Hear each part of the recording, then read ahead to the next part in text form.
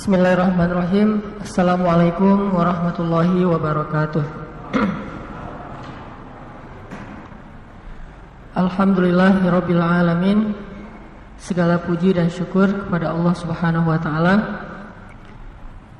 Di waktu yang istimewa ini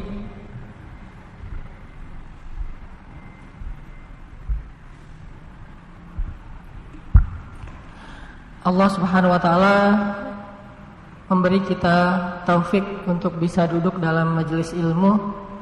Mudah-mudahan majelis ini menjadi majelis yang membuat kita bertambah iman kepada Allah, bertambah semangat untuk lebih taat kepada Allah Subhanahu wa taala.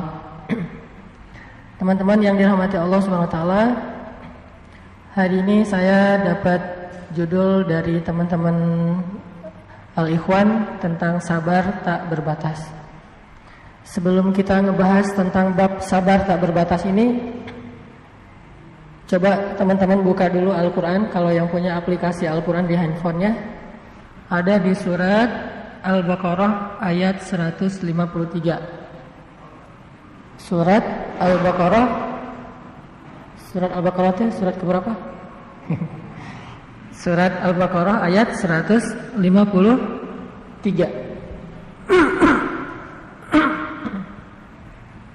Saya akan bacakan surat Al-Baqarah ayat 153 sampai 157.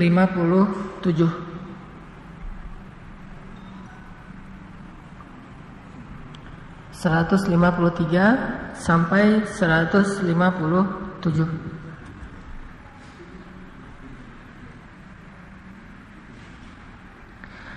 أعوذ بالله من الشيطان الرجيم بسم الله الرحمن الرحيم يا أيها الذين آمنوا استعينوا بالصبر والصلاة إن الله مع الصابرين ولا تقولوا لمن يقتل في سبيل الله أموات بل أحياء ولكن لا تشعرون ولنبلونكم بشيء من الخوف والجوع ونقص من الأموال والأنفس والثمرات وبشر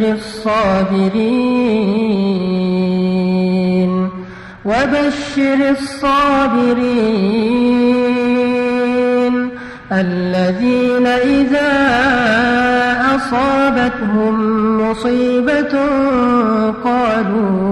قالوا إنا لله وإنا إليه راجعون أولئك عليهم صلوات من ربهم ورحمة وأولئك هم المهتدون. Sadaqallahul azim. Teman-teman yang dirahmati Allah Subhanahu wa taala,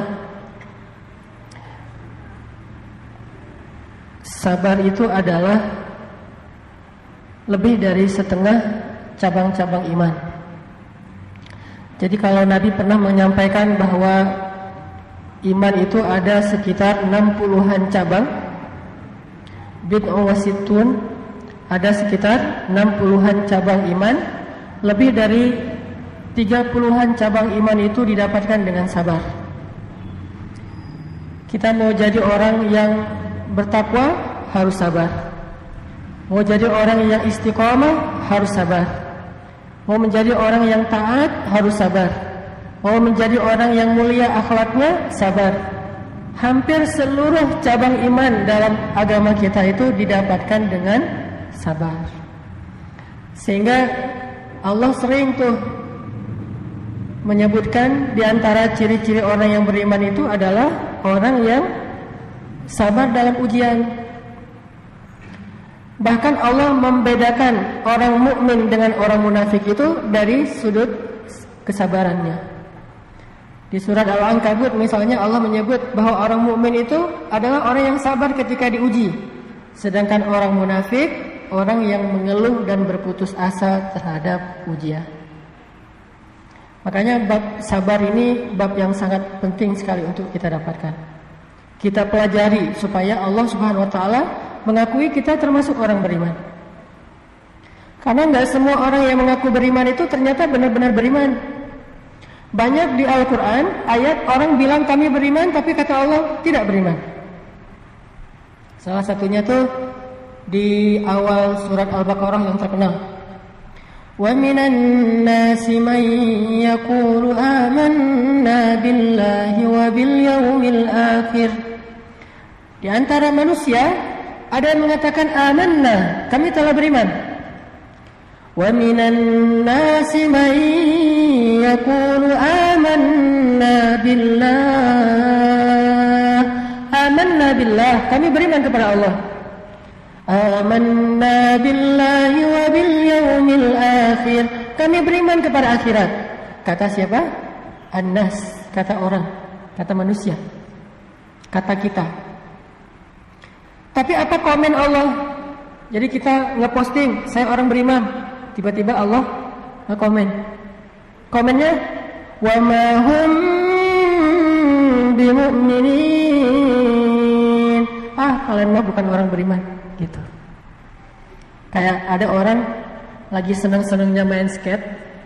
Kan di antara brand-brand skate yang cukup terkenal itu ada majalah Tracer misalnya, ada brand DC, atau ada Vans. Orang kalau lagi awal-awal seneng main skate kan suka pakai baju yang tulisan DC-nya gede gitu ya, biar semua orang tahu bahwa saya mah anak skate gitu. Posting di Instagram pakai baju DC. Atau pakai baju Tracer, topinya DC, sepatunya Vans. Jadi semua brand skate itu dipakai sama dia. Diposting di Instagram supaya orang ngelihat, wah ini mah anak skate banget nih. Tapi walaupun dia kayak gitu, kemudian dia naik di atas papan skate, kayaknya gayanya tuh nggak skate banget. Apalagi kalau postingnya itu bukan foto tapi video. Begitu dia ngeboseh bahasa Indonesia apa? Jadi begitu dia naik di atas papan, cara ngebosehnya, cara dia riding loh, nggak ada trik, nggak ada apa-apa, kelihatan banget bahwa dia tuh maksa, bukan anak skate. Akhirnya yang punya majalah Tracer atau brand ambassador DC sama fans komen di bawah, lo kalau bukan anak skate nggak usah ngaku-ngaku gitu. Lo kalau bukan anak skate, gak usah ngaku-ngaku. Itu pernah tuh kemarin ada satu artis internasional yang cukup terkenal, cuma saya gak mau nyebut namanya.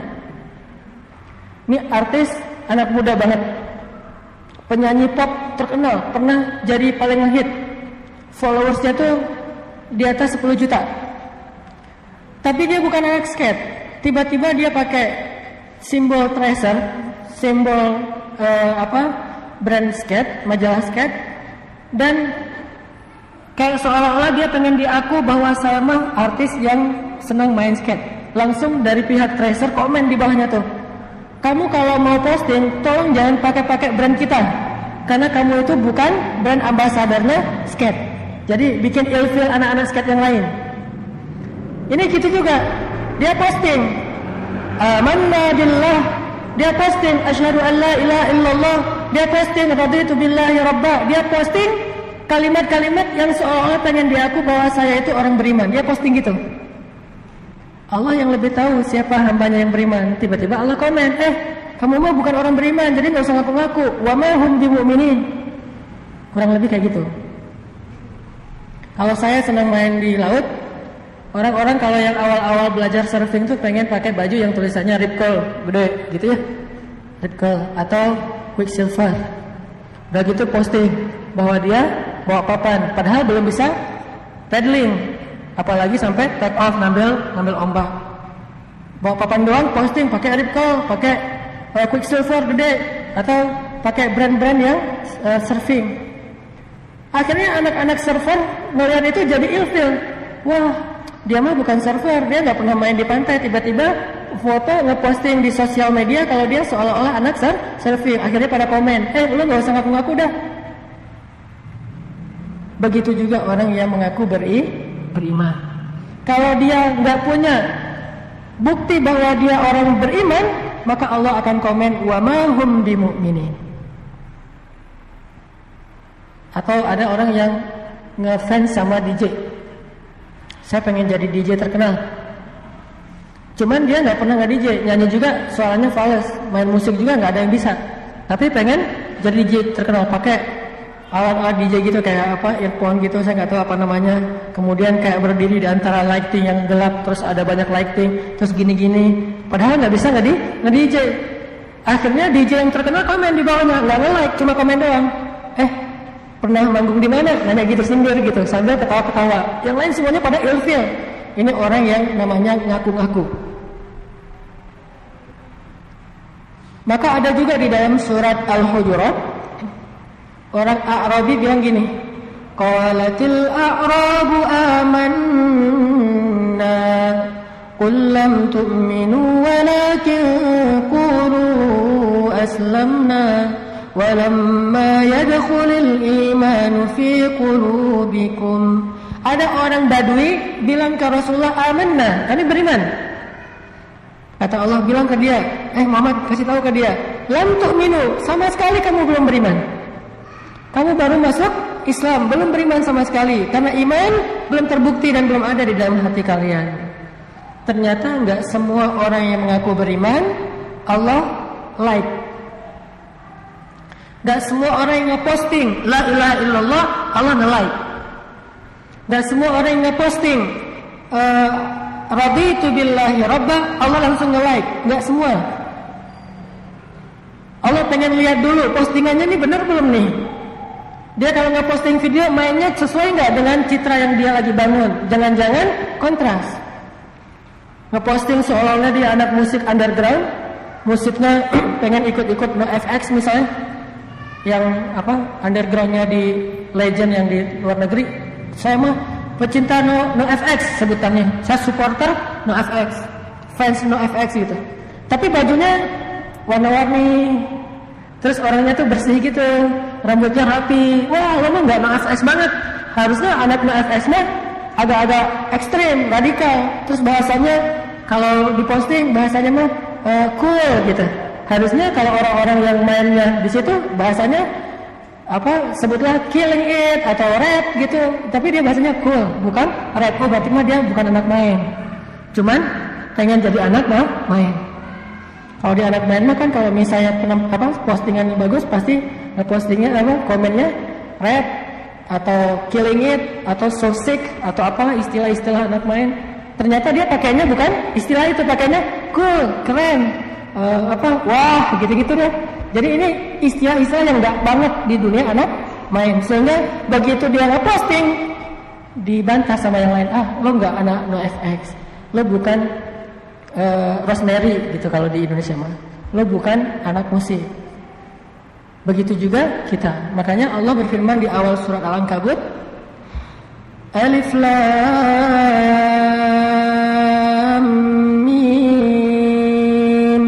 Ahasiban nasu an yutraku an yaqulu amanna wa hum la yuftanun. Apakah manusia berpikir akan dibiarin aja ngomongin kami telah beriman? Akan dibiarin aja ngaku-ngaku sementara dia belum diuji? Ada kemarin teman saya datang ke Surabaya, ngaku-ngaku anak skate. Sampai di Surabaya sama anak skate diajak main. Kita main yuk, itu ada skatepark tuh di Surabaya, kita nge-trick yuk gitu. Kan diuji tuh, bener gak sih dia anak skate? Ternyata gak bisa, akhirnya dicemooh. Ternyata kamu bukan anak skate banget. Gitu juga orang yang mengaku beriman. Nah, ujiannya apa? Ujiannya sabar. Kalau mau benar-benar mengaku sebagai orang beriman, yang harus kita posting di hadapan Allah itu bukan sekedar ucapan-ucapan, simbol-simbol brand-brand iman. Brand iman itu la ilaha illallah, brand iman itu hasbunallah wa ni'mal wakil, brand iman itu subhanallah. Kalimat-kalimat yang brandednya itu adalah iman semuanya. Ternyata nggak cukup ngeposting brand iman. Kita juga harus membuktikan bahwa kita layak dengan brand itu. Jadi pakai sepatu Vans tuh bisa nge-trick, itu baru pakai sepatu Vans. Pakai Quicksilver berarti dia pakainya harusnya papan shortboard kalau di surfing. Dan 3 fansnya 3 sirip di bawah. Kalau pakai Quicksilver pakainya longboard itu nggak Quicksilver. Quicksilver tuh alirannya mazhabnya shortboard. Dia nggak ngerti. Nah artinya dia salah posting. Kita pakai semua brand-brand iman. Tadi asyhadu alla ilaha illallah inna sholati wa nusuki wa mahyaya wa mamati lillahi rabbil alamin raditu billahi rabbah hasbunallahu wa ni'mal wakil la haula wala quwata illa billah. Semua brand iman kita pakai, tapi kita nggak bisa apa-apa dalam keimanan, nggak teruji. Berarti brand itu hanya pencitraan akhir zaman. Allah mengatakan wa ma hum bimu'minin qul lam tu'minu. Kalian bukan orang yang pantas pakai brand itu. Karena kalian baru pakai simbol, tapi belum menjiwai pesan atau karakter dari brand tersebut. Terus gimana kita kalau mau pakai brand iman, terus nggak bikin malaikat ilfil? Kita posting brand iman, malaikat ngeliat, wah bener dia bang bener nih, nggak bikin malaikat ilfil. Kalau malaikat ilfil, apalagi Allah sampai marah, berarti nanti Allah nyebutnya itu bukan orang mukmin, munafik. Wa ma hum bimu'minin itu berarti yukhadi'una Allah walladzina amanu wa ma yakhda'una illa anfusahum wa ma yash'urun. Mereka bohong kata Allah. Fake kalau bahasa sosial media. Postingin dengan brand tadi, fake lah gitu. Plagiat, segala macam bahasa-bahasa sosial media. Ternyata nggak benar. Fake. Fake itu bahasa lainnya adalah munafik. Munafik. Muna spasi fake. Itu bahasa Al-Qur'annya munafikun. Munafik. Bahasa sosial medianya muna__fake. Muna__fake. Kenapa disebut fake? Soalnya nggak sesuai antara brand dengan karakter. Dianggap fake, bohong, yukhadi'. Padahal hanya membohongi diri sendiri. Kenapa bisa kayak gitu? Fi qulubihim maradun fazadahumullahu marada. Hati mereka itu ada penyakit. Apa penyakitnya? Pengen eksis, tapi nggak mau usaha. Pengen eksis, tapi nggak sejati.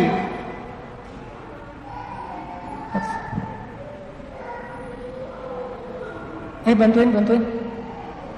Tarikin rame-rame.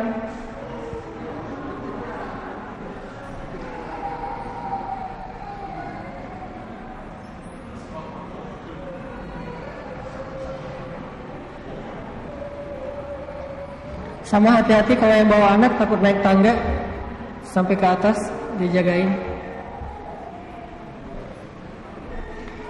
Oke, lanjut ya. Itu sama lah teman-teman. Saya cuma ngasih analogi doang, bukan mengubah materi, bukan mengubah konten. Karena saya di dunia senang main, senang jalan-jalan sama anak-anak muda. Jadi ternyata kebiasaan kita main itu sama berlaku juga di Islam.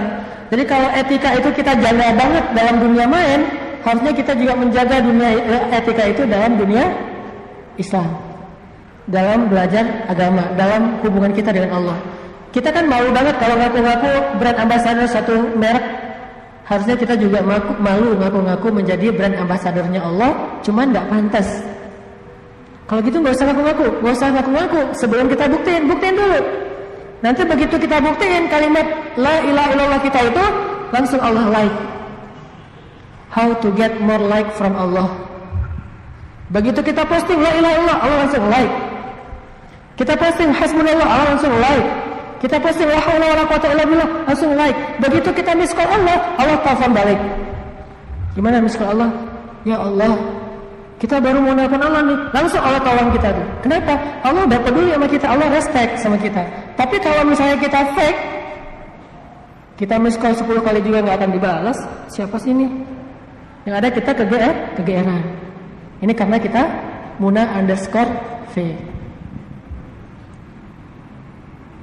Nah, sekarang kita belajar gimana cara ngulik sabar. Biar sabar kita layak untuk bisa pakai brand-brand iman. Biar sabar kita tuh pantas disebut sebagai orang-orang yang brand ambassador tadi. Oh, ternyata dia mukmin sejati. Oh, ternyata dia anak main sejati. Oh, dia ternyata anak underground sejati. Gimana biar bisa gitu? Buktikan dengan kesabaran kita. Sabarnya itu harus luar biasa. Makin mungkin ada istilahnya sabar amatir, ada sabar pro. Tadi baru mulai main amatiran. Nanti makin jago, juara di banyak kompetisi, di banyak ujian, jadilah pro kan? Makin sering juara, makin pro. Punya ranking di kelas dunia. Sebutlah kalau teman saya di Bandung ada namanya Pevi Permana, anak skate. Pevi Permana ini punya ranking di Indonesia, termasuk misalnya 10 besar. Kenapa bisa dapat ranking 10 besar? Karena di setiap kompetisi, di setiap pertandingan dia sering juara, lulus, gol gitu. Kalau main bola mah selalu menang. Akhirnya punya ranking, punya kelas. Begitu juga nanti kita di akhirat. Lahum darajatun 'inda rabbihim. Mukmin itu berderajat-derajat, punya ranking di mata Allah. Rankingnya dilihat dari mana? Dari seringnya dia juara dalam kompetisi. Kompetisi itu kita sebut dengan istilah musibah. Kompetisi itu kita istilahkan dengan bala, ujian. Itulah kompetisinya. Begitu dikasih musibah, begitu dikasih ujian, kita lulus, dapat satu bonus, 1 poin nih dari Allah. 10 kali diuji, 10 kali lulus, berarti 10 poin. Begitu sering lulus, nanti kita punya ranking. Ternyata dia ranking nomor 1 di dunia, mukmin terbaik. Kenapa? Gara-gara sering ikut kompetisi dan sering juara. Masalahnya kita pengen pakai brand itu, cuman nggak pernah berani ikut kompetisi. Ada kompetisi ini, nggak mau daftar. Kenapa? Takut diketawain, takut menerima tantangan. Akhirnya, apakah kita masuk ranking? Nggak pernah masuk ranking. Kenapa nggak pernah masuk ranking? Karena kita nggak pernah lulus kompetisi, nggak pernah juara. Minimal dapat 3 besar aja, konsisten di setiap kompetisi tingkat kota sampai tingkat nasional, bahkan sampai tingkat internasional, kita akan punya ranking. Nama kita mulai, followers kita mulai banyak. Followers kita siapa yang akan terus memperhatikan postingan kita? Malaikat. Begitu kita ujian 1 lulus, malaikat nge-follow. Si fulan tuh hamba Allah yang soleh banget loh. Malaikat sesama malaikat saling nge-mention. Malaikat saling mention. Malaikat ini mention malaikat itu, saling nge-mention. Akhirnya semua malaikat nge-follow kita. Followers 100.000 dan jumlahnya itu malaikat semuanya. Begitu kita ada masalah, malaikat ngedoain, Allahumma arhamhu, Allahumma gfirlahu, ya Allah maafin dia, ya Allah rahmati dia, ya Allah maafin dia, ya Allah rahmatin dia. Itu malaikat akan nge-follow kita kalau kita punya ranking. Kalau nggak punya ranking, kita mah nggak ada yang follow. Yang follow paling juga teman kita sendiri. Postingan baru 10. Kenapa 10? Orang nggak ada pertandingan. Followers 13, following 2000. Nge-followingnya tuh banyak, followersnya cuma 13. Kenapa bisa gitu? Karena nggak pernah ikut kompetisi, takut dengan challenge, dengan tantangan. Itu yang jadi masalah kita sebagai hamba Allah. Kurang berani untuk tampil di hadapan Allah, di hadapan malaikat, di sebuah kompetisi hidup yang kita sebut dengan istilah ujian, musibah, masalah, dan seterusnya. Dikasih ujian sakit, juara, dapat poin. Dikasih ujian pekerjaan, juara, dapat poin. Dikasih ujian sosial, muamalah, akhlak, juara lagi, dapat poin lagi. Dikasih ujian perasaan, juara lagi, poin lagi, terus saja ngepoin. Lama-lama punya ranking. Itu yang kita belajar dari sabar. Analogi yang sama, dan itu bukan dibuat-buat. Emang kayak gitu, kehidupan sunnatullahnya udah kayak gitu. Dari dulu juga udah kayak gitu. Kenapa para anbiya itu ada rankingnya? Dari 124.000 nabi, kemudian yang kita hafal 25 plus yang disebut di Al-Quran mungkin kayak Nabi Khidir, terus Nabi Joshua. Nabi Joshua itu muridnya Nabi Musa yang di surat Al-Kahfi, Yusha bahasa Arabnya. Ada Nabi Yusha, ada Nabi Daniel.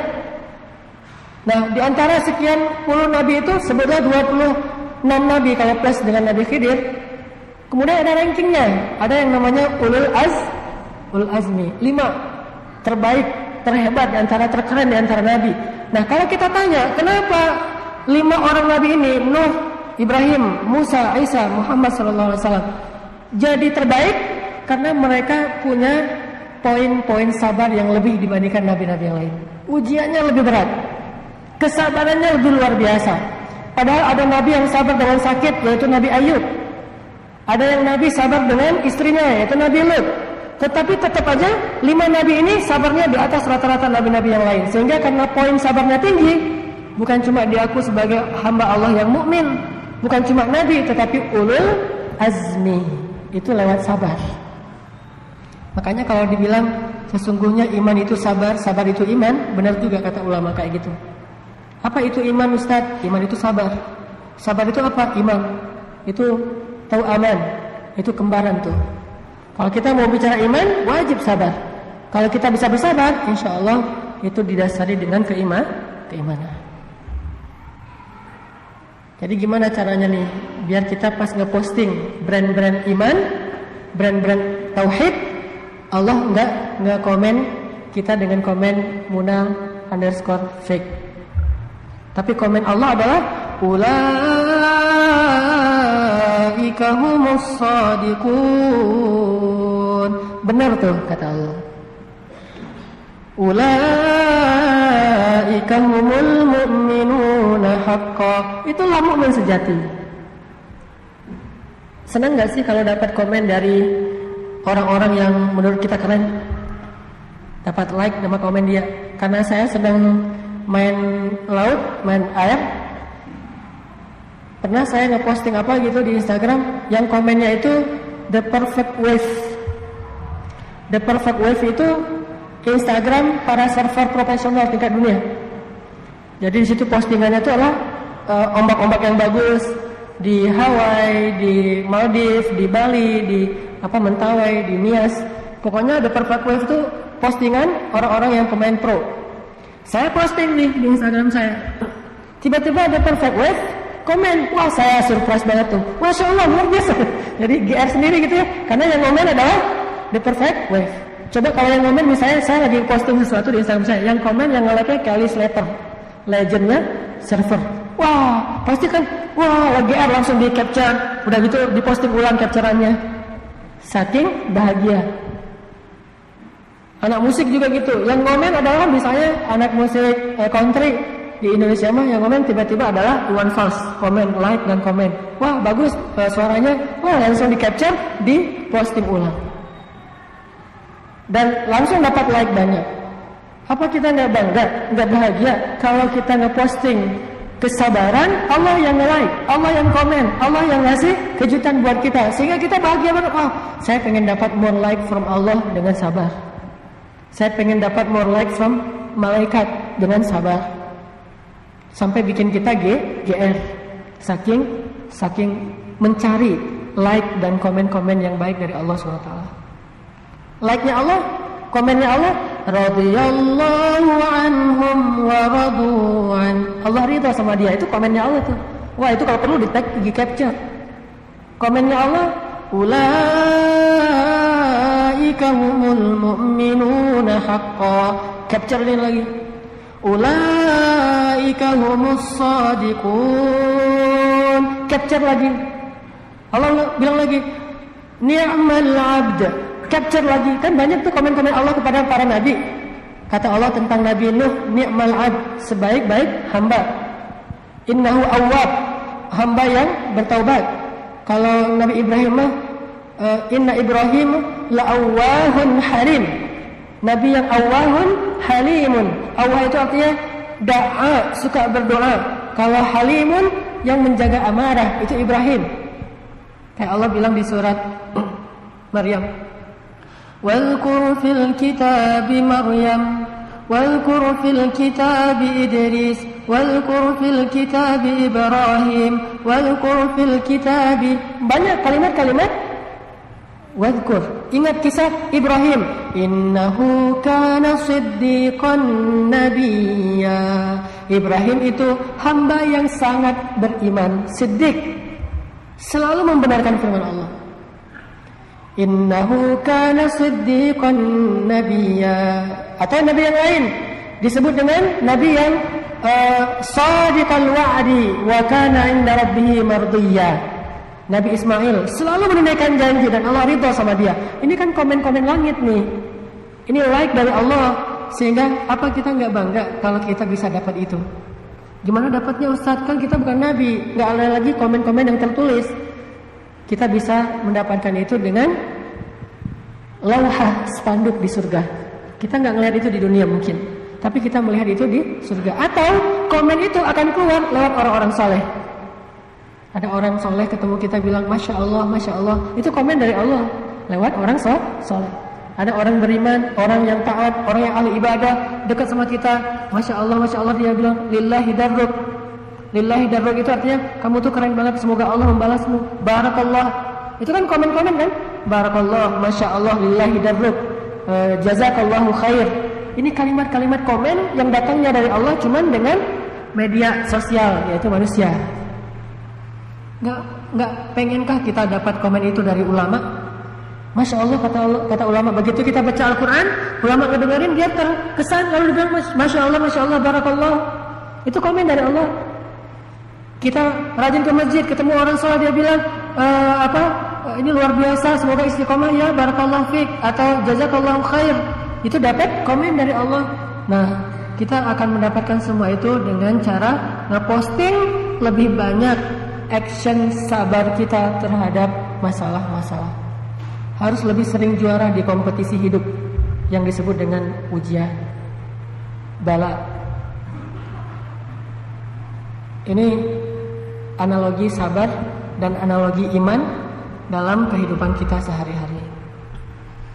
Terus poin kedua adalah gimana caranya biar bisa sabar. Setidaknya dari para ulama diajarkan 3 cara supaya kita bisa sabar. Ini cara praktisnya biar sabar. Pertama, kalau pengen sabar, perbanyak sujud, perbanyak ruku, perbanyak sholat. Begitu kita masuk kompetisi hidup, ada masalah, langsung sholat. Wudu, sholat 2 rakaat. Terserah mau dikasih nama apa. Mau sholat sunnah mutlak, mau sholat taubat, mau sholat hajat, mau sholat galau. Sholat galau itu apa? Sholat istikharah. Itu sholat galau, kan galau nih, bingung mau milih yang mana. Bahasa fikih istikharah, bahasa anak muda galau. Mau sholat request apa? Hajat. Mau sholat move on teh taubat. Jadi pengen move on lah, saya mau udah nggak mau kayak gitu-gitu lagi ya. Saya mau yang lebih halal daripada saya banyak dosa. Udah move on aja deh, lupain yang lalu atau lupain sesuatu yang nggak dibolehkan sama Allah. Hijrah, move on, shift. Caranya dengan taubat. Terserah nama fikihnya apa, itu mah urusan fikih. Yang penting sholat aja. Sebelum kita ribut dengan fikih, nggak ada itu boleh dan tidak, belajar dulu nanti. Yang penting kita sholat. Kalaupun nggak ada namanya, disebut dengan sholat mutlak, bebas. Selain waktu yang dilarang, boleh kapan aja. Begitu ada masalah, sholat. Karena para sahabat komen tentang Nabi SAW, kata sahabat, Annan nabiyya idza hasibahul amr fazi'a ila shalah. Nabi itu kalau ada masalah dikit, sholat. Ada masalah dikit, sholat. Ada masalah apa aja, minta sama Allah. Salillaha walau milh. Minta kepada Allah walaupun cuma garam. Is'alullah. Minta sama Allah walaupun cuma garam doang. Aduh, ada jerawat, salat Allahu Akbar. Jerawat salat, ya. Ada masalah apa aja salat. Setelah salat kita minta, ya Allah, ini jerawat jadi menghalangi saya untuk datang melamar Allah. Jadi kapan saya mau menghijrahkan status, orang mau melamar juga bilang, jerawatan lo jorok orangnya, nggak ditolak gitu ya. Supaya nggak ditolak, ya udah salat dulu, minta dihilangin jerawatnya. Siapa yang pernah dapat penyakit kulit terus berdoa Allah hilangkan penyakit kulitnya? Uwais Al-Qarani. Kata Nabi, khairut tabi'in Uwais. Sebaik-baik generasi tabi'in adalah Uwais. Dari sebuah desa namanya desa Qaran di Yaman, sehingga kita kenal dengan nama Uwais Al-Qarani. Kalau di kita sekarang kan ada Al-Bukhari ya. Ustaz siapa tuh? Yang Subki. Nah, Subki Al-Bukhari, Subki dari Bogor. Kalau saya karena orang Aceh, Hanan Al-Aceh. orang Aceh. Kalau di Bandung mah ada daerah namanya Antapani, berarti Al-Antapani gitu. Ini Uwais Al-Qarani. Dia punya penyakit di seluruh tubuhnya tuh kayak kudis gitu, kayak penyakit kulit. Terus dia doa, ya Allah, sembuhkanlah semua penyakit kulit saya, tapi sisakan sedikit di bagian perut. Supaya apa? Nanti kalau saya lupa kepada engkau, saya ingat penyakit itu, saya jadi bersyukur. Fabi ayyi ala'i rabbikuma tukadziban. Akhirnya Allah sembuhkan kecuali di perut. Bayangin, enggak usah, jangan pilih-pilih kalau ke Allah mah. Udah aja semua yang kita butuhkan minta sama Allah, dari yang paling besar bahkan yang paling sepele sekalipun. Dan Allah tidak susah dengan dimintai banyak. Orang kalau kita minta banyak dia marah. Allah marah kalau kita nggak minta. Allah senang kepada hamba yang suka meminta kepada Allah, karena meminta itu bentuk dari berserah diri kita kepada Allah. Salat salah satunya.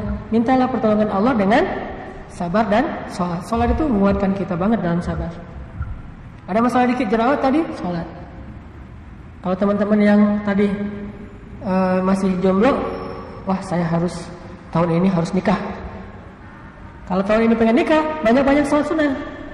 Minta sama pemilik hati. Nanti pemilik hati yang akan mengarahkan kita kepada yang layak buat kita. Pengen menaklukkan hati cewek, minta sama pemilik hati si cewek itu. Pengen menaklukkan hati calon mertua, minta kepada pemilik hati calon mertua. Jangan ngandelin harta dulu, ngandelin Allah dulu. Pakai jalur langit sebelum jalur bumi. Udah pakai baju keren gitu ya, udah parfum segala macam, salat 2 rakaat. Ngapain? Mau ngelamar. Ditolak, salat lagi, oh berarti tadi kurang khusyuk. Salat lagi tuh, datang lagi, sampai akhirnya bukan cuma ditolak, diblok gitu ya. Kalau di sosial media mah. WA nggak dibalas, sudah di-read. Telepon jadi miss call, nggak diangkat. Akhirnya mention di sosial media, terus aja gitu, lama-lama di blok. Ya udah, cari lagi. Pokoknya jangan berhenti untuk meminta kepada Allah, terus aja minta sama Allah. Salat termasuk salat istikharah. Tapi by the way, salat istikharah itu teman-teman jangan dipakai untuk memilih antara yang halal dengan yang haram. Itu mah nggak perlu istikharah. Ada tuh, saya mau istikharah dulu ya. Ngapain istikharah? Ini lagi galau mau pacaran apa mau nikah? Udah aja, itu mah nggak perlu istikharah. Pacaran nikah. Salat istikharah, begitu selesai istikharah. Ustaz, saya pacaran. Kata Ustaz nggak boleh. Bukan maunya saya loh Ustaz. Itu mah habis saya istikharah, jadi condongnya ke pacaran. Jadi menyalahin salat istikharah. Itu udah nggak perlu diistikharahin. Udah aja nikah. Istikharah mah untuk antara dua hal yang sama-sama halal. Cuman bingung mau yang mana. Istikharah galau. Nikahnya tahun ini atau tahun depan ya, itu boleh istikharah. Tapi menurut saya sih nggak usah istikharah, udah aja tahun inilah, selama-lamanya. Tapi kalau mau istikharah pun boleh, karena dua-duanya juga mau nikah tahun ini boleh, mau nikah tahun depan juga boleh, nggak masalah. Yang penting halal dua-duanya. Kayak misalnya satu muslim, satu non muslim, itu mah nggak perlu istikharah, udah aja pilih muslim. Karena seorang muslim lebih baik di mata Allah, budak muslim itu lebih baik di mata Allah daripada orang non muslim yang merdeka kalau untuk pernikahan. Tapi kalau untuk muamalah mah kita bergaul dengan siapapun, berakhlak mulia dengan siapapun. Tapi kalau bab nikah beda. Salat. Saya ada cerita tabi'in namanya Urwah bin Zubair. Urwah bin Zubair itu anaknya siapa? Zubair. Anaknya Zubair. Namanya juga Urwah bin cerdas. Urwah bin Zubair. Urwah bin Zubair itu adiknya Abdullah bin Zubair, anaknya Asma binti Abi Bakar. Jadi Urwah bin Zubair itu cucunya Abu Bakar As-Siddiq. Suatu hari Urwah bin Zubair divonis sama dokter kena penyakit sejenis kanker atau tumor di kakinya, sehingga kakinya harus diamputasi. Ini Urwah bin Zubair. Akhirnya para tim dokter tabib ngumpul tanya kepada Urwah, kalau kita nggak mengamputasi kaki Anda, takutnya virusnya menyebar ke seluruh tubuh. Apakah kamu mau diamputasi? Artinya kamu akan kehilangan sebelah kaki. Kata dia, ya sudah, lakukanlah. Lillahi ma'aqa wa lillahi ma'akhadh. Dia bilang, punya Allah lah apa yang Allah kasih, dan punya Allah juga apa yang Allah ambil. Kalau bahasa lainnya, inna lillah wa inna ilaihi raji'un. Kalau bahasa orang Arab mah, lillahi ma'aqa wa lillahi ma'akhadh. Kalau orang Indonesia nyebutnya inna lillah wa inna ilaihi raji'un. Udah, ya udah kalau gitu sepakat. Tanda tangan dulu dong, tanda tangan. Zaman dulu, tanda tangan bahwa dia siap diamputasi. Datang tim dokter, Urwah udah tidur. Tiba-tiba tim dokter ngasih minuman khamar. Kata dokter, Urwah minum ini dulu. Kata Urwah, buat apa itu? Apaan tuh? Ini khamar. Ngapain saya minum itu? Biar kamu pingsan. Jadi kayak orang teler gitu, sehingga nggak ngerasain kaki kamu diamputasi. Kata Urwah, demi Allah, saya tidak mau mendapatkan kesembuhan dengan cara yang haram. Saya nggak mau minum itu. Kata Urwah. Oh gitu ya. Ya udah deh, ganti aja. Ini aja nih, bius lokal. Nggak perlu sampai bius total. Apa itu bius lokal? Maksudnya supaya kamu nggak ngerasain kesakitan. Kata Urwah, bukankah rasa sakit itu menggugurkan dosa? Bagaimana saya mau menghilangkan satu kesempatan digugurkan dosa dengan rasa sakit? Enggak, saya mah pengen digugurkan dosa, biarin aja sakit. Urwah, ini mah bukan cuma dicubit, sakitnya sakit banget. Gak apa-apa, makin sakit banget, berarti makin banyak dosa yang diampunin. Tadi tuh, juara di kompetisi sabar. Wah, gak mau minum khamar, gak mau dibius. Gimana tuh caranya? Ya udah, datangin banyak orang megangin Urwah. Kata Urwah, ini ngapain pegang-pegangin saya? Kata dokter, supaya kamu gak meronta-ronta. Kata Urwah, gak perlu yang gitu-gitu. Udah kalian pergi aja. Kalau mau dipotong kaki saya akan sholat. Dalam riwayat yang lain dikatakan, saya akan mengingat Allah, akan zikir. Masa bisa? Dengan seizin Allah bisa. Saya akan tahan itu dengan sholat. Akhirnya dia bilang, begitu nanti saya udah sholat, baru kalian potong ya. Ya, Allahu Akbar, sholat. Mulai dokter, giris kulit dulu. Udah selesai pisau kulit, ganti pisau daging. Kayak idul kurban gitu dah. Udah selesai idul kurban, udah selesai daging. Yang terakhir yang paling sakit itu apa? Tulang, pakai gergaji. Manual itu loh. Gergaji besi itu yang kecil, itu yang pakai motongin tulang. Bukan gergaji yang elektrik, enggak, pelan-pelan. Yang dengar aja ngilu, apalagi yang ngerasain. Tapi Urwah terus saja mengingat Allah, la haula wala quwata illa billah. Dalam riwayat yang lain dia sholat, tapi saya nggak tahu mana yang paling kuat riwayat yang jelas. Karena sholat atau mengingat Allah, dia menahan rasa sakit. Bukannya nggak sakit, tetap sakit. Cuman ketahan gara-gara sedang khusyuk mengingat Allah Subhanahu Wa Taala. Wasta'inu bis sabri was salah. Ya ayyuhalladzina amanu ista'inu bis sabri was salah. Innallaha ma'as sabirin. Allah bersama orang yang sabar, orang yang menunaikan salat. Digergaji kakinya. Udah selesai digergaji, udah putus, baru Urwah selesai berzikir atau sholat. Kata dokter, Urwah belum selesai. Ini yang terakhir dan ini paling sakit. Ya udah, saya sholat lagi, saya zikir lagi. Ternyata apa yang terakhir? Yang terakhir kakinya udah terputus yang masih berdarah, dihentikan pendarahan dengan cara dicelupkan kakinya ke minyak yang sedang mendidih. Itu kisah nyata. Tabi'in, salah satu tabi'in terkenal Urwah bin Zubair. Dimasukinlah kakinya ke dalam minyak mendidih, langsung Urwah mengatakan la ilaha illallah, pingsan saking sakitnya. Tapi dia tahan dengan zikir. Pingsan, pas sudah sadar dari pingsan, dia lihat kakinya, dia pegang, dia katakan, demi Allah, saya tidak pernah memakai kaki ini untuk bermaksiat kepada Allah. Selalu saya pakai kaki ini untuk melangkah ke rumah Allah, mencari ilmu dan seterusnya. Tapi mudah-mudahan dia yang mendahului saya ke surga, saya akan menyusul. Dia mendahului saya ke surga dan saya akan menyusul, kata Allah. Ini sabar yang kita dapatkan lewat sholat. Jadi begitu kita ada masalah, langsung sholat. Kalau orang-orang yang belum memahami Islam, mungkin pelampiasan dari masalahnya itu dia ke beer house, dia dugem, dia jalan sama temennya, dia nonton, dia main misalnya. Kalau saya lagi ada galau gitu, saya akan ke laut dan mencari ombak yang paling gede, minta digulung sama ombak gitu ya. Pelampiasannya saya mau digulung sama ombak, bukan barrel, malah pengen digulung-gulung aja. Kenapa? Pelampiasan. Orang yang beriman, pelampiasannya kalau lagi ada masalah, dia sholat. Makin berat masalah, makin panjang sholatnya. Makin banyak masalah, makin banyak rakaatnya. Makin besar masalah, makin lama sujudnya. Kepada siapa lebih baik kita kembali kecuali kepada Allah? Siapakah yang lebih baik dalam memberi jalan keluar daripada Allah Subhanahu Wa Taala? Makanya sholat itu harus jadi dalam tanda petik pelampiasan terhadap masalah-masalah kita. Ada masalah, datang ke masjid. Ada masalah, datang ke masjid. Dan itu ngefek banget loh. Masalah keluarga, datang ke masjid.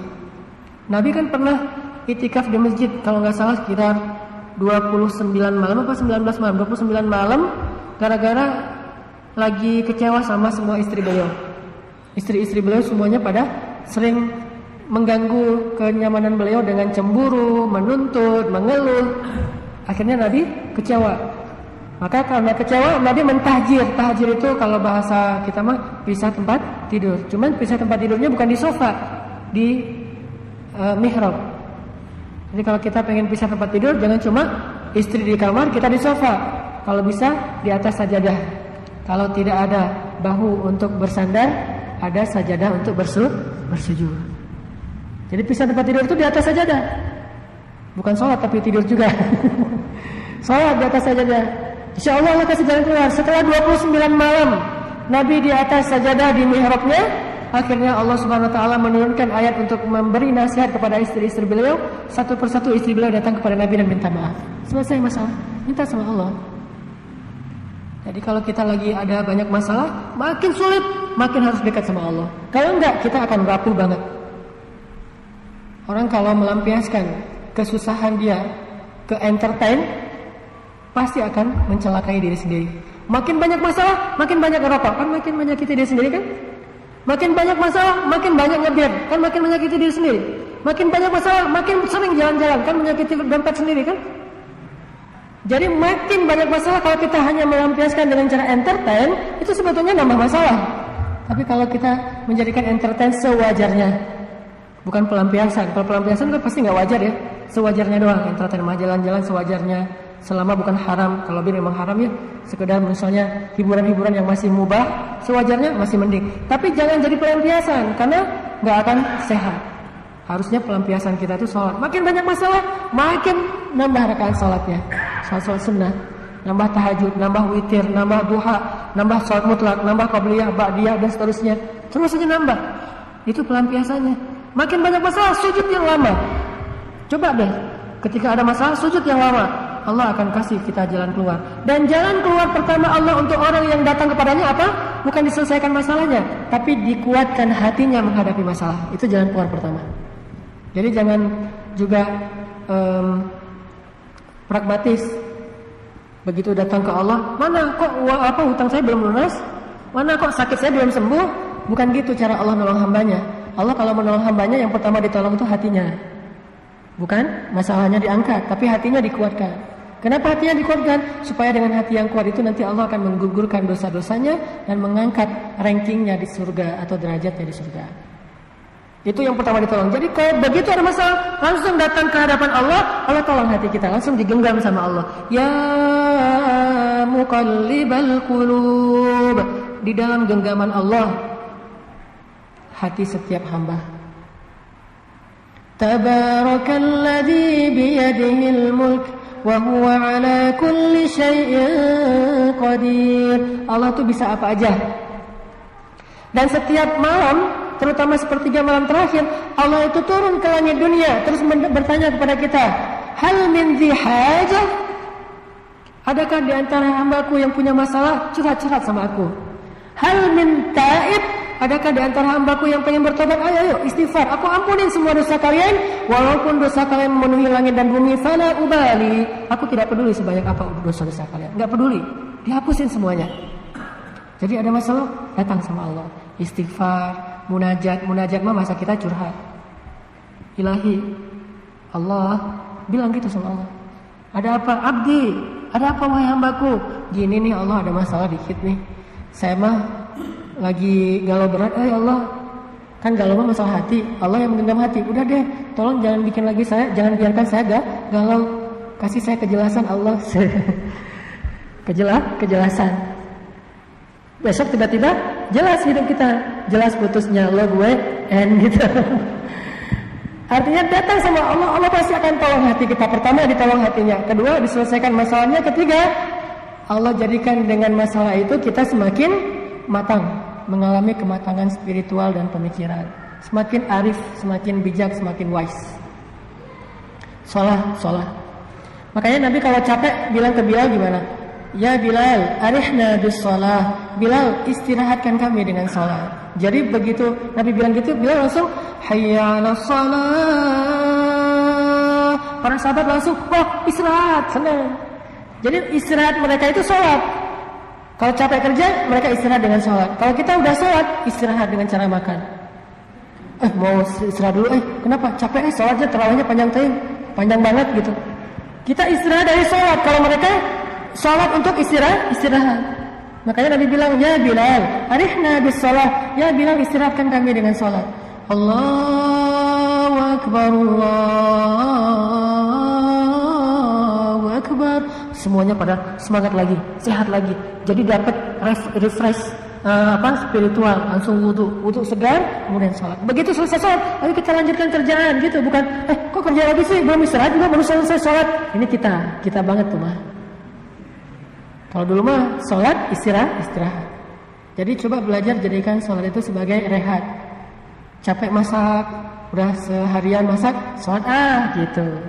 Pulang kerja, sholat dulu gitu, bukan aduh baru pulang udah azan nih, baru juga naruh tas udah Allahu Akbar, yang muazzinnya emosi gitu. Harusnya muazzin mah yang nyaman suaranya yang buat orang tuh ke masjid tuh jadi semangat, bukan buat orang jadi kesel ke masjidnya. Dengar azan jadi mau ngedurutu. Kenapa? Suaranya rock and roll misalnya. Kalau azan harus pakai irama-irama yang slow. Kalau perlu ada slow motionnya. Jadi biar bikin orang yang mendengar semangat ke masjid. Jadi bukan baru azan lagi. Ini ngerasa azan itu beban, bukan istirahat. Maka tidak akan bisa belajar sabar kalau kayak gitu. Coba belajar menjadikan sholat itu sebagai rahah. Rahah itu bahasa Indonesianya rehat. Istirahat bahasa Indonesianya istirahat. Satu ya dari 3 tips. Kedua, kalau pengen sabar yang praktis tuh gampang banget. Coba sering-sering ngelihat ke bawah. Dan itu tips yang sudah selalu disampaikan oleh para penceramah dari hadis Nabi. Dalam urusan dunia, lihat ke bawah. Dalam urusan akhirat, lihat ke atas. Lihat ke bawah itu gampang sekarang. Kita punya sosial media yang ngeposting keadaan saudara kita di Suriah, di Palestina itu kan banyak kan. Bagaimana seorang kakak memeluk adiknya, dua-duanya meninggal karena tertimbun dengan bangunan yang dibom oleh Rusia dan orang-orang Syiah misalnya. Akhirnya mereka pelukan, meninggal dunia lagi di dalam rumah. Kita mah asik hidupnya, bisa main, bisa jalan, bisa kerja, bisa tidur dengan keluarga, bisa weekend. Masa cuma masalah macet aja ngeluh? Mereka mah bukan lagi macet, udah dibombardir di Palestina. Di Palestina itu anak kecil mau sekolah belum tentu bisa pulang ke rumah, bisa jadi pergi sekolah dan pergi selama-lamanya. Ditembak sama snipernya Israel, tiba-tiba anak kecil sebelah kepalanya hancur kena senapan snipernya Israel. Banyak yang pergi sekolah nggak pulang lagi, ditangkap, penjara 20 tahun. Setelah 20 tahun dia pulang, keluarganya udah nggak ada. Kita hidupnya jauh lebih nikmat daripada mereka. Fabi ayyi ala'i rabbikuma tukadziban. Jadi kalau pengen bersabar, lihat. Jadi kita tinggal ngebuka Instagram kita, searching atau lihat di banyak grup. Kadang-kadang suka ada yang nge-broadcast gitu di Suriah, di Palestina, di Myanmar, terkatun-katun di tengah lautan. Atau di dekat rumah kita di Indonesia. Lihat yang kemarin saya Garut. Lihat juga di tempat saya dulu tsunami. Lihat di sekeliling kita banyak orang miskin yang tidur di emperan toko di bawah jembatan. Lihat banyak orang yang kelaparan. Di TV juga ada andai aku menjadi orang pinggiran. Kan acara-acara gitu banyak tuh. Bukankah itu cara kita untuk melihat ke bawah? Atau mau lihat langsung? Kita bisa datang ke orang yang sedang sakit. Kita menjenguk orang sakit, belajar sabar. Saya kalau dibawa istri saya ke orang-orang yang banyak kena kanker, pasien-pasien kanker yang kurang mampu, saya nggak berani ceramah. Istri saya kadang suka bilang gini, nanti tolong nasihatin mereka ya. Saya bilang nggak mau. Kenapa nggak mau? Nggak, orang saya kalau diuji kayak gitu juga belum tentu sabar kayak mereka. Malah saya malu kalau datang ke pasien-pasien kanker tuh, karena kebetulan istri saya sering nanganin pasien kanker. Kalau kita datang ke pasien kanker, saya malu malah. Jadi saya duduk aja di pojok-pojok gitu. Dan pasien-pasien itu nggak tahu kalau saya ustadz, dikira ini supirnya istri saya gitu. Datang duduk aja di pojok. Kenapa kok pojok gitu? Malu saya sama mereka. Mereka dikasih ujian seberat itu nggak ngeluh. Saya nggak ada ujian kadang-kadang ngeluh. Kan malu kan? Akhirnya jadi lebih sabar kalau ada masalah. Lihat ke bawah. Sering-sering membuka mata kita kepada orang-orang di sekeliling kita, baik di Indonesia, apalagi yang di luar negeri yang luar biasa ujiannya. Jadi kuat sabarnya. Dan yang terakhir, saya kalau ini maaf kalau kebanyakan analogi contoh-contohnya di surfing itu yang saya tahu aja karena saya suka main itu. Di surfing itu kalau di Instagram ada namanya IG-nya Cook Slam. Cook Slam tuh Instagram surfing khusus yang fail, yang gagal. Yang dimakan hiu ada di Cook Slam. Jadi begitu naik take off ngambil ombak kegulung. masuk ke selain. Ada yang ketabrak sama teman-temannya sesama yang bawa papan, masuk ke situ. Jadi pas saya ngeliat itu jadi ngerasa, wah kalau saya cuma capek doang pedal nggak ada apa-apanya dibandingkan yang main di karang kan. Ombak mah ada yang di pasir, ada yang di karang. Kalau di karang tuh lebih bagus, nggak bentuknya nge-shape. Kalau di pasir biasa. Saya mah main di pasir, begitu gulung ombak sekali paling-paling kehantam di pasir, keguaran sedikit lah. Kalau di karang itu bisa sobek, kepalanya sobek kayak gitu, masih mending saya mah nggak ada apa-apanya, semangat lagi. Begitulah hidup. Makin sering melihat orang yang lebih susah, makin kita survive, makin tough jadinya. Cari orang-orang yang lebih susah dari kita. Dan itu nggak jauh kok, nggak susah nyarinya. Yang ketiga, pengen sabar, kita harus belajar memahami janji-janji Allah terhadap orang yang sabar. Wabashiris sabirin. Sampaikan berita gembira kepada orang yang sabar. Ulaika alaihim salawatun min rabbihim wa rahmah. Allah akan mengampuni dosa mereka dan menyayangi mereka. Allah akan memberikan kepada mereka nanti di akhirat satu mimbar khusus namanya mimbar orang-orang yang sabar. Masuk surganya khusus dan seterusnya. Janji-janji kalau kita sabar nanti kita akan dapat ini. Kalau kita sabar kita akan dapat jalan keluar. Kalau kita yakin itu kita akan betah banget. Kayak orang skate yang rajin ngulik trik. Wah, mikirin trik itu ngulik trik harus kayak gini, harus kayak gitu.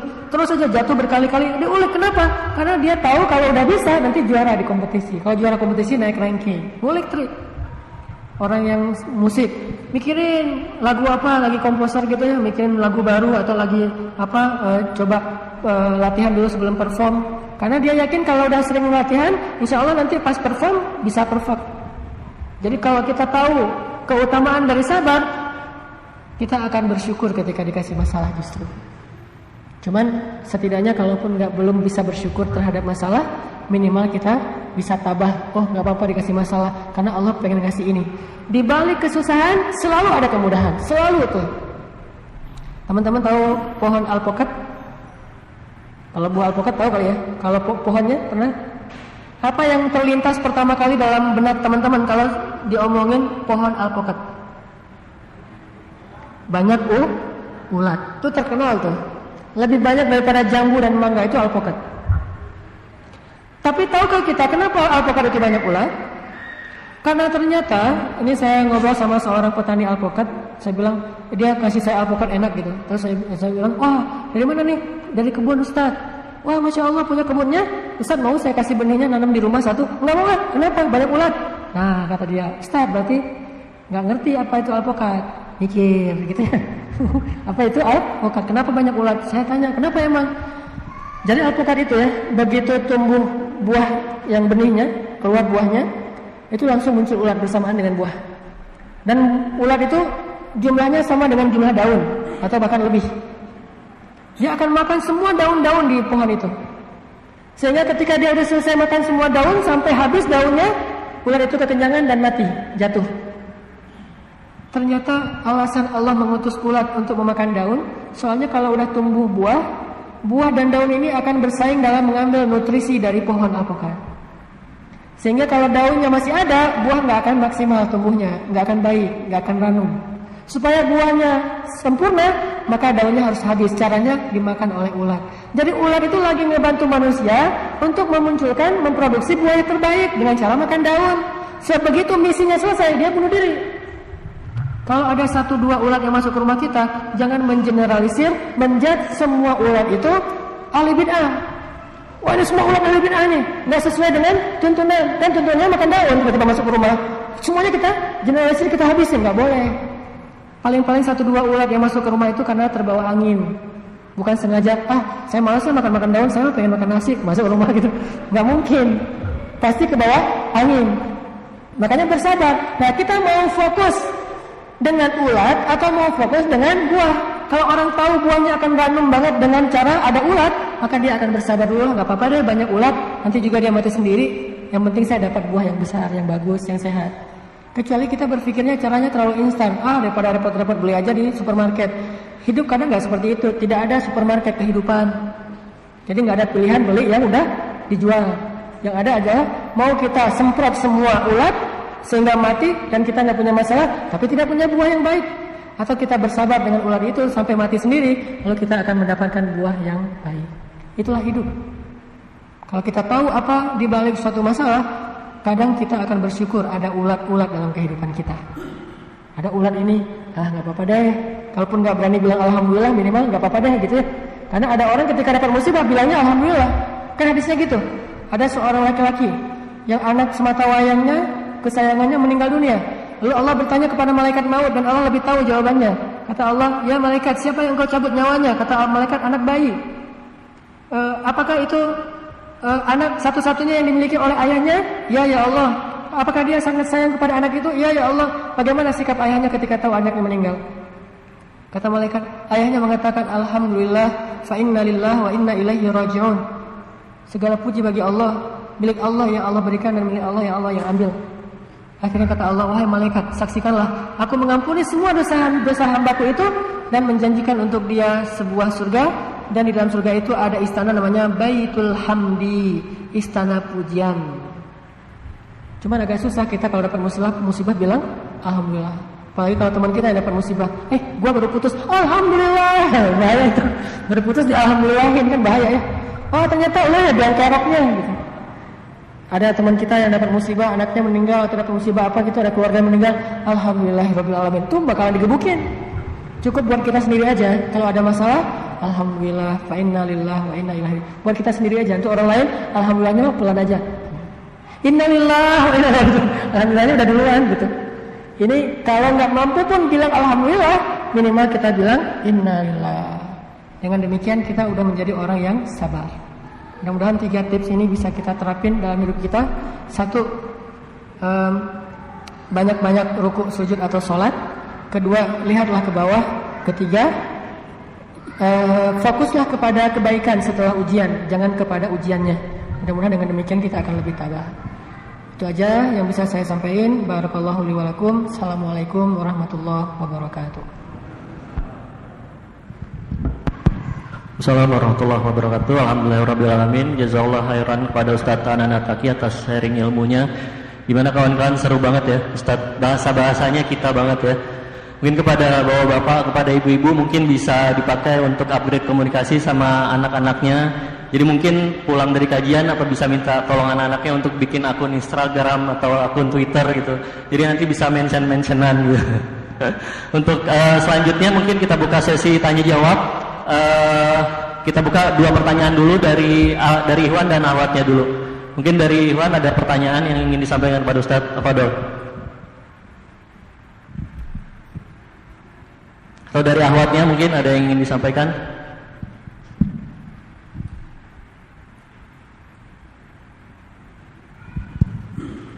Assalamualaikum warahmatullahi wabarakatuh. Nama saya Ainia. Saya mau bertanya Pak Ustadz, kan kalau yang kita tahu mungkin beberapa orang akan berpikir sabar itu ya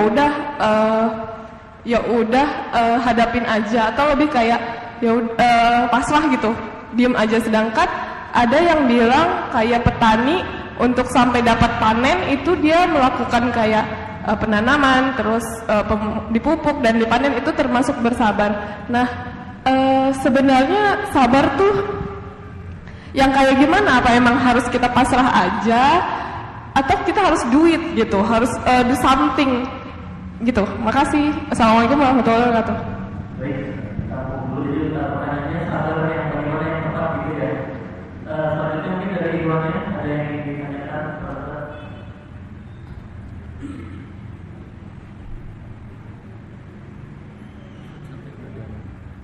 Ya.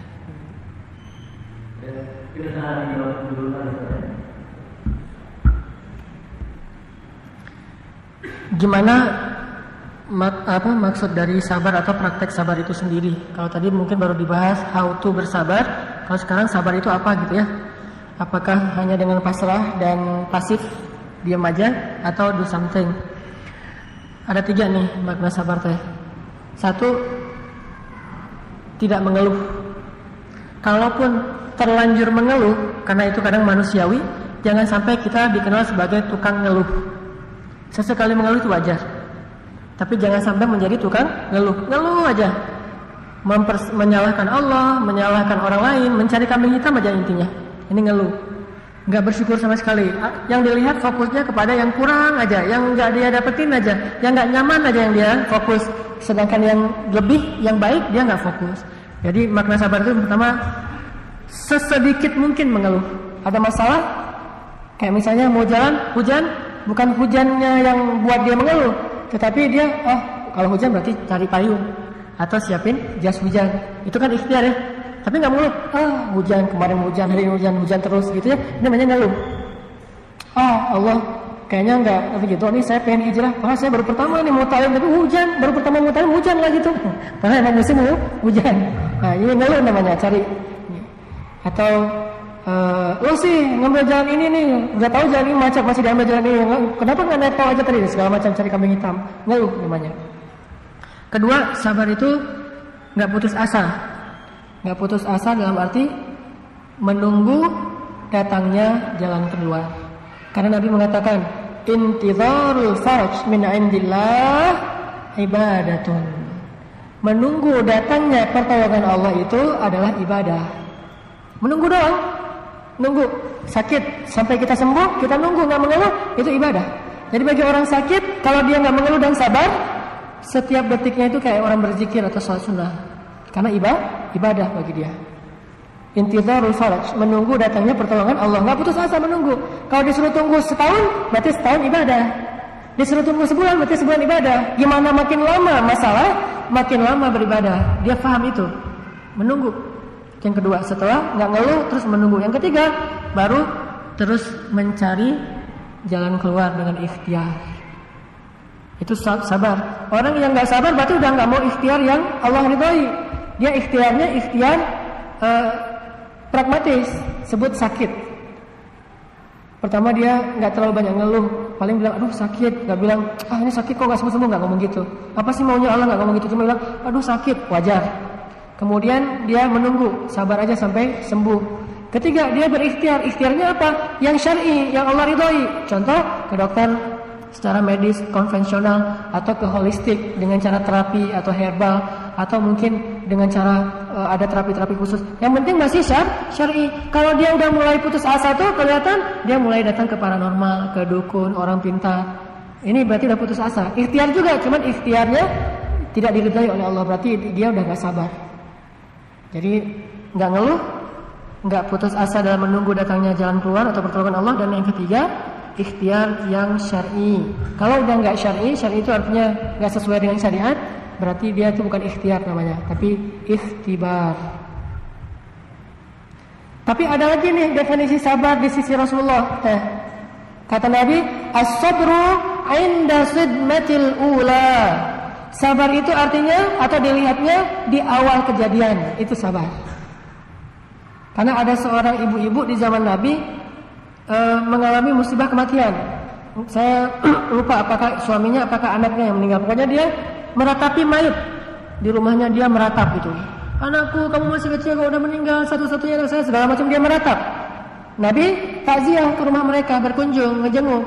Begitu Nabi ngejenguk ke rumah mereka kan laki-laki dan perempuan dipisah kamar tuh. Nabi ngomong dari balik dinding, kata Nabi, ya mra'ah, ya amatallah, isbiri wahtasibi. Wahai ibu, bersabarlah dan harapkanlah kebaikan di sisi Allah, jangan mengeluh, kata Nabi. Kata ibu ini, sabar. Kamu enak ngomong nggak mengeluh karena kamu nggak diuji kayak saya. Dia marah kepada Nabi karena nggak tahu kalau itu Nabi. Enak aja ngomong, jangan mengeluh, jangan meratap. Kamu nggak tahu sih gimana perasaan seorang ibu dan seterusnya. Nabi diam, pulang. Begitu Nabi pulang, orang-orang bilang ke ibu ini, Bu, tadi tahu nggak siapa yang ngomong? Kata ibu itu, nggak tahu siapa yang nanya. Dia Rasulullah. Langsung dia merasa bersalah dan takut. Astagfirullahaladzim, berarti saya baru membentak Rasulullah. Langsung dia pergi ke rumah Rasulullah. Besoknya dia minta maaf sama Rasulullah. Kata Rasulullah, innamas sabru 'inda sidmatil ula. Sesungguhnya sabar itu di awal kejadian, bukan sekarang. Jadi begitu kita dapat musibah, di situ kaitan, sabar nggak nih? Kalau panik berarti nggak sabar. Misalnya kita dengerin orang mencela kita, ngomongnya nggak enak gitu di jalan gitu ya, woi apa gitu, keluar kalimat yang nggak enak, kalimat hewan misalnya. Akhirnya kita marah juga, dasar lu segala macam, panjang jadinya. Ujung-ujungnya udah selesai, pulang. Pas sampai di rumah baru kita, astagfirullahaladzim, kok saya tadi gitu ya? udah deh saya mah sabar aja, nggak usah diladenin yang gitu-gitu. Itu namanya bukan sabar, itu namanya sadar. Beda sabar sama sadar. Kalau sabar di awal, kalau sadar belakangan. Kita sering sabar apa sering sadar sih? Sering sadar. Masih mending daripada nggak sadar-sadar ya. Ya lumayan lah. Cuman berarti kita belum tergolong orang yang sadar, masih tergolong orang yang sadar. Sadar itu bahasa Al-Qur'annya awabin, orang yang kembali, orang yang bertaubat, orang yang memperbaiki. Tapi belum jadi orang yang muttaqin. Kalau muttaqinnya wal kadhimin al-ghaidz, menahan amarah. Kalau udah marah terus lama-lama, ya udah deh, saya mah recovery aja, udah maaf ya, sorry segala macam. Itu namanya sadar, masih mending lah. Tapi lebih baik kalau bisa kita sabar dari awal kejadian udah sabar. Begitu orang mencela kita, astagfirullahaladzim, udah gitu aja. Kalau orang ada yang berperilaku jahil kepada kita qalu salaman, kita berjalan dengan cara menebar kedamaian. Itu sabar.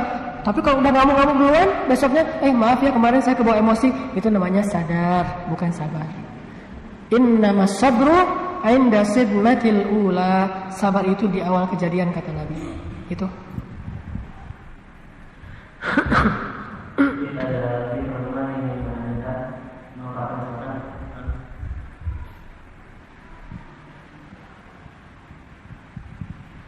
Assalamualaikum warahmatullahi wabarakatuh.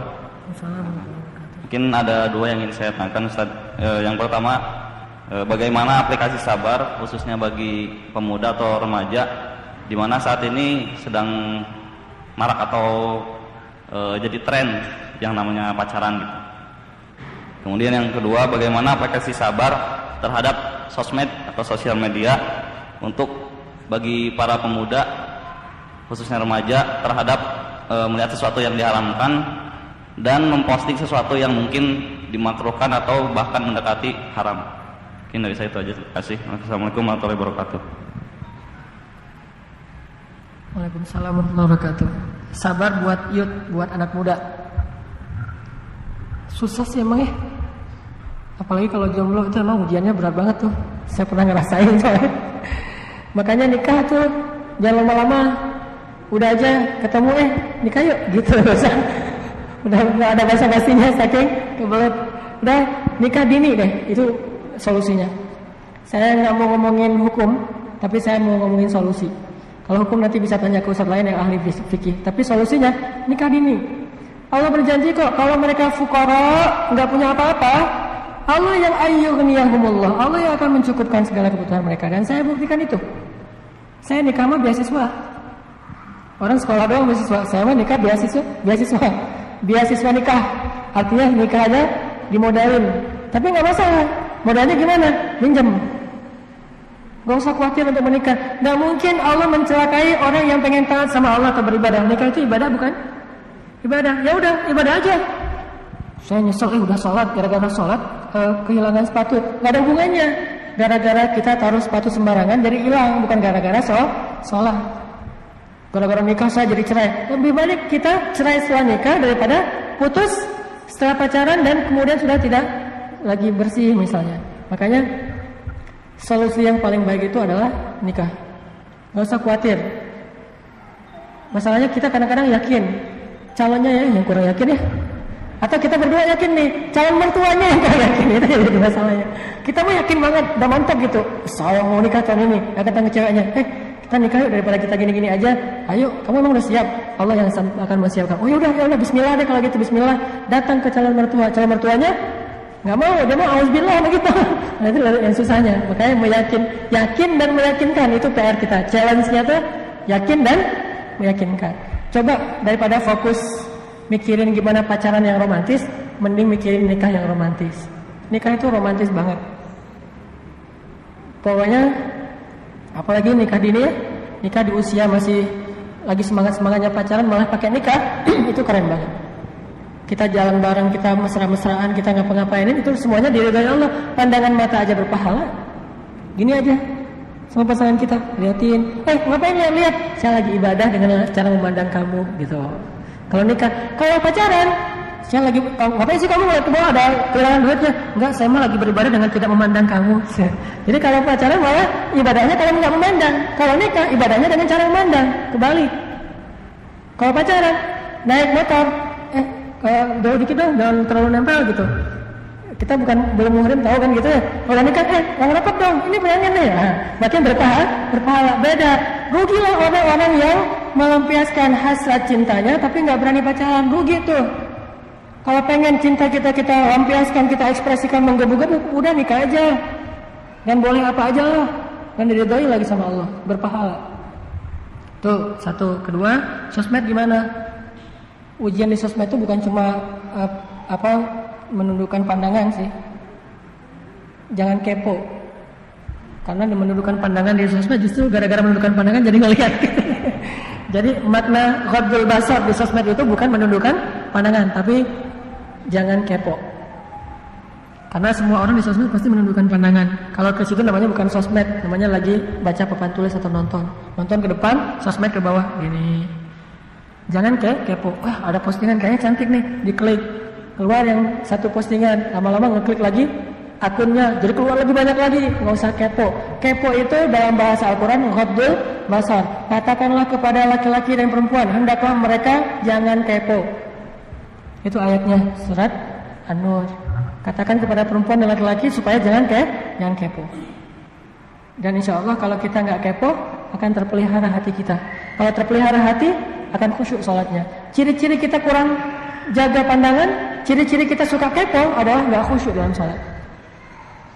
Ciri-ciri kita suka ngepoin Instagram orang, kita malas ke masjid. Ciri-ciri kita suka ngepoin Instagram orang, kita malas beribadah. Kita malas duduk dalam taklim, kita malas berzikir. Itu ciri-ciri kita sedang ngepo. Jangan kepoin orang lain. Tapi ujiannya bukan cuma itu. Ada ujian lain yang berat dalam sosial media. Apa? Ujian nahan komen. Apalagi hal-hal yang kontroversi kan suka postingan terus orang pada komen di bawah. Jadilah ruang debat, bukan ruang silaturahim. Harusnya sosial media itu adalah media untuk orang bersilaturahim, bukan media untuk memutuskan silaturahim. Itu juga ujian, apalagi anak muda nih.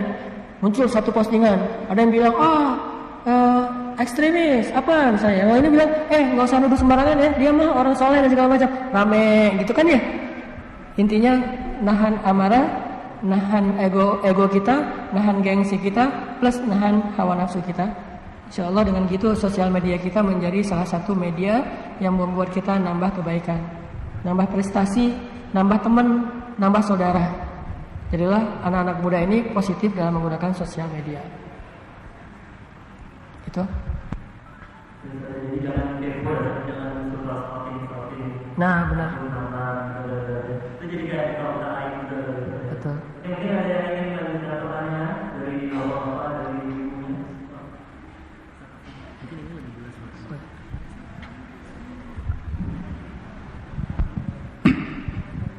Assalamualaikum warahmatullahi wabarakatuh. Assalamualaikum. Pertama alhamdulillah, terima kasih Pak Ustadz bahwa pada hari ini satu ilmu yang saya dapatkan. Ternyata cara Allah memberikan ataupun dikabulkannya doa tentang kesabaran adalah dikuatkan hati kita untuk menghadapi sebuah kesabaran. Itu satu poin yang mungkin kadang kita kepenginnya kalau ada masalah Allah bantu menyelesaikan, tapi dengan cara bahwasanya dikuatkan untuk menghadapi ini juga sebuah alhamdulillah nikmat yang luar biasa. Yang kedua saya mau menanyakan bahwa di dalam ayat 153 Al-Baqarah tadi yang disampaikan kalimatnya adalah ya ayyuhalladzina amanu. Kemudian saya mencoba bahwa di luar sana kami juga berteman dengan orang yang non muslim. Mungkin orang Katolik, mungkin orang Kristen dan sebagainya. Dan kalimatnya sama, mereka juga mempunyai bahwa aku juga harus bersabar dengan sesuatu yang Tuhan uji. Adakah satu alasan ataupun mungkin sebab-musababnya kenapa Allah mengatakan ya ayyuhalladzina amanu, bukan ya ayyuhan nas? Karena sesungguhnya manusia juga harus bersabar apapun mungkin agamanya ataupun penganutnya. Terima kasih Ustaz. Assalamualaikum warahmatullahi wabarakatuh. Kalau Allah ngasih pengkhususan dengan kalimat amanu, orang yang beriman, berarti di situ Allah sebetulnya lagi ngasih kita reward bahwa orang yang bersabar itu istimewa di sisi Allah. Dan orang yang beriman kalau bersabar ada pahala khusus di mata Allah. Kalau orang nggak beriman bersabar, Allah akan membalas dia di dunia saja. Kalau orang yang beriman dan bersabar, dia dibalas di dunia dan di akhirat. Jadi Allah pengen memberi kita tawaran khusus yang nggak diberikan kepada orang umum. Allah bisa aja bilang ya ayuhan nas isbiru, wahai manusia bersabarlah. Allah bisa ngomong kayak gitu. Tetapi omongan itu gak harus Allah secara khusus menyampaikan kepada mereka. Itu mah ajaran di setiap agama pasti ngajarin sabar. Cuman Allah gak ngejanjiin apa-apa untuk kesabaran di luar orang yang beriman. Paling-paling janji duniawi, kalau dia bersabar dia akan jadi orang yang dihormati, dia akan bahagia di dunia. Tapi Allah lagi ngomongin kepada hamba kesayangan Allah. Hamba kesayangan Allah ini pengen Allah perlakukan lebih. Karena pengen Allah perlakukan lebih, Allah kasih dia pelajaran yang lebih daripada yang lain. Hamba-hambaku yang istimewa, kesayangan aku nih, orang-orang yang beriman, bersabar ya. Kalau kalian bersabar, aku janjiin pahala yang lebih besar loh daripada yang lain gitu. Jadi seolah-olah Allah Subhanahu wa taala itu mau ngasih kita janji yang tidak Allah berikan kepada semua orang, hanya kepada orang beriman saja. Itulah untungnya menjadi orang yang beriman, sehingga dapat pahalanya bukan cuma di dunia tapi di akhirat. Kalau gitu apakah sia-sia orang nggak beriman bersabar? Nggak sia-sia. Tidak ada kebaikan yang sia-sia, beriman atau tidak beriman. Cuman rewardnya beda. Kalau dibilang sia-sia, nggak ada yang sia-sia. Tapi kalau dibilang reward, itu beda. Antara anak kesayangan dengan yang bukan kesayangan orang lain. Antara kita memberi reward kepada anak sendiri dengan memberi reward kepada orang umum itu beda. Makanya itu untungnya menjadi orang yang beriman. Ya baik, mungkin kita buka satu pertanyaan terakhir lagi karena kita 15 menit lagi menjelang maghrib.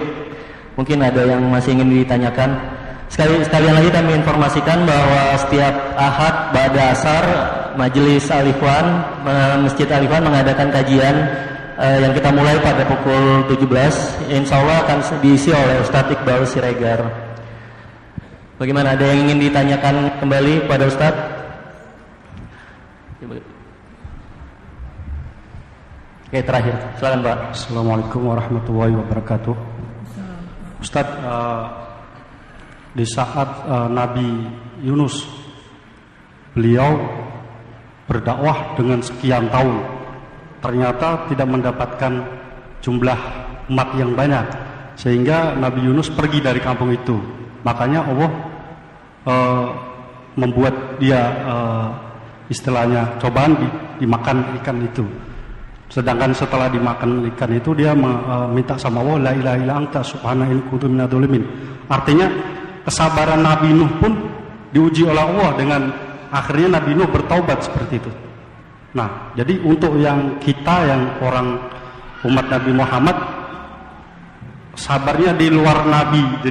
Jadi kesabarannya sebenarnya yang biasa-biasa, orang dulu juga udah pernah melakukan, tapi kadang untuk anak muda kurang sabar gitu. Terima kasih. Assalamualaikum warahmatullahi wabarakatuh. Kisah nabi-nabi itu bukan menjadi pembenaran. Kisah nabi itu pelajaran, beda.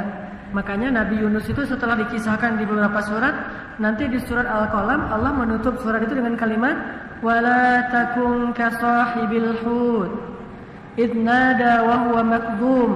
Janganlah kamu seperti yang orang dimakan ikan. Allah aja nggak mau nyebut nama nabi tersebut karena menjaga nama baiknya. Walaupun di surat lain nanti dikisahkan. Di situ Allah bilang wala takun kasahibil hud. Janganlah engkau Muhammad seperti nabi yang dimakan ikan, artinya berputus asa, tidak tabah menghadapi ujian-ujian dari kaummu. Jadi kalau kita membaca kisah Nabi Yunus, jangan sampai kita menyimpulkan, Nabi Yunus saja bisa nggak sabar, apalagi saya. Justru pelajarannya, janganlah saya seperti Nabi Yunus ketika itu, bukan seluruhnya. Tapi setelah Nabi Yunus bertaubat, kemudian Nabi Yunus memperbaiki diri, Allah kasih Nabi Yunus 150.000 orang umat, banyak setelahnya dapat umat. Dan by the way, Nabi Yunus bukan mau berhenti berdakwah.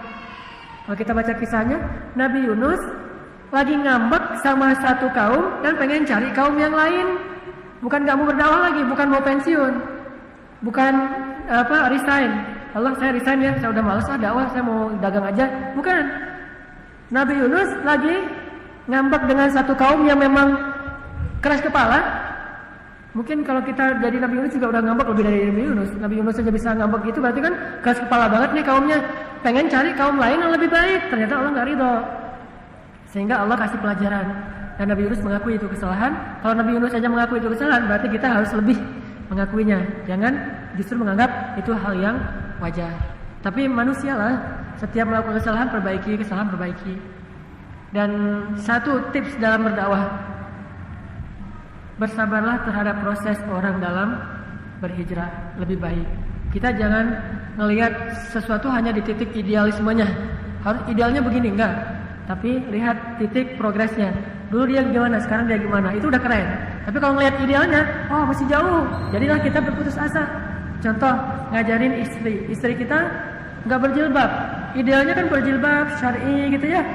Ternyata dia udah jilbab, cuma jilbabnya masih pakai lepas. Jangan bilang sama aja lu, belum Islam belum tuntas, belum utuh, masih munafik. Jangan lihat di situnya, lihat dia dulu nggak mau berjilbab, sekarang sudah mau walaupun masih buka lepas. Itu progres. Dalam dakwah juga gitu. Saya kalau dakwah di Bandung dengan pemuda hijrah, ada yang datang ke masjid nggak pakai jilbab, terus di masjid pakai mukena. Begitu selesai sholat, buka lagi, dia keluar. Mau gitu aja udah keren. Karena kita lihat sebelumnya dia sholat juga enggak, sekarang udah mau sholat walaupun jilbabnya masih mukena. Besok mungkin jilbabnya pas ta'lim aja, lusa udah berjilbab tapi belum syar'i. Lusanya lagi, semakin lama semakin baik.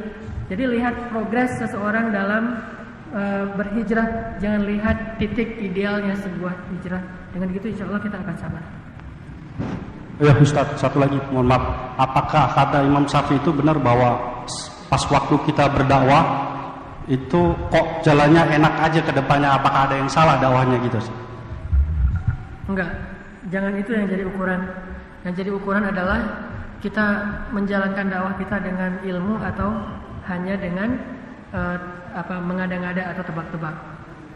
Kalau pakai insting doang nggak cukup, harus pakai ilmu. Allah kadang memudahkan dakwah, kadang Allah menyulitkan. Dan jangan kalau kayak gitu kesimpulannya berarti saya mah nggak mau dakwah yang gampang-gampang, mau cari masalah aja deh. Kita vonis semua satu kampung sampai akhirnya kita diusir. Dulu Nabi Muhammad juga diusir. Alasannya kita dimusuhin. Dulu juga Nabi Muhammad dimusuhin. Kita sendiri, oh berarti saya jadi ghuraba, orang yang asing. Beruntunglah orang yang asing. Jangan cari musuh. Kata Nabi, kalau ketemu jangan lari, tapi kalau nggak ada jangan dicari. Ya, makanya kalau dimudahkan, alhamdulillah. Yang penting udah sesuai dengan ilmu yang kita pelajari. Kalau diberikan ujian, ya kita hadapin aja. Tapi saya yakin kalau kita sungguh-sungguh berdakwah, kayaknya dakwah itu memang jalannya para nabi rata-rata susah. Rata-rata susah. Kalaupun ada kemudahan, mungkin Allah tahu batas kemampuan kesabaran kita. Begitu naik iman kita, Allah tambah nanti ininya bebannya. Kayak orang fitness, awal-awal fitness mungkin bebannya masih setengah kilo segitu ya. Wah enak nih. Begitu udah ngebentuk dikit ototnya, nambah 1 kilo. Udah gini, lama-lama 5 kilo gitu kan. Sesuai dengan kemampuan otot. Kalau sekaligus langsung dikasih 5 kilo, putus nanti ininya. Bahaya. Itu juga mungkin Allah ngasih ujian ke kita. Baik, terima kasih Ustadz. Kita cukupkan karena memang sudah 10 menit lagi menjelang waktu maghrib. Mungkin ditutup dengan doa ya Ustadz ya. Kita tolong Ustadz. Pada Ustadz silakan. A'udzu billahi minasy syaithanir rajim. Bismillahirrahmanirrahim. Alhamdulillahi rabbil alamin. Hamdan yuwafi ni'amahu wa yukafi'u mazidah. Ya Rabbana lakal hamdu kama yanbaghi li jalali wajhikal karim. Li jalali wajhikal karim wa 'azimi sultanik. Allahumma salli wa sallim wa barik ala sayyidina Muhammad wa ala alihi wa sahbihi ajma'in. Allahumma ighfir lana dhunubana wa liwalidayna warhamhuma kama rabbayana shighara. Rabbana hab lana min azwajina wa dhurriyyatina qurrata a'yun waj'alna lil muttaqina imama.